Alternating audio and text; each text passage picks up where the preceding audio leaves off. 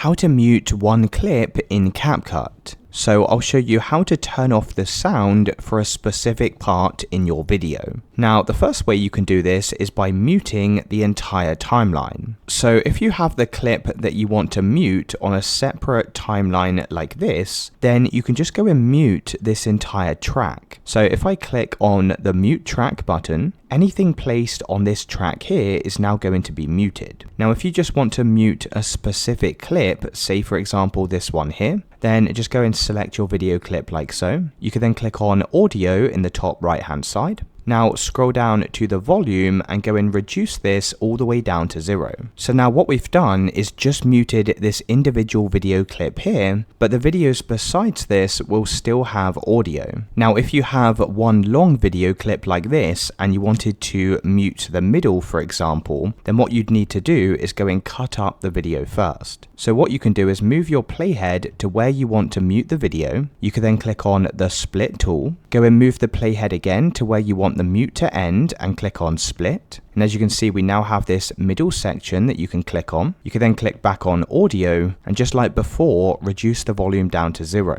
Now, as you can see, we have just muted this individual middle part of the video.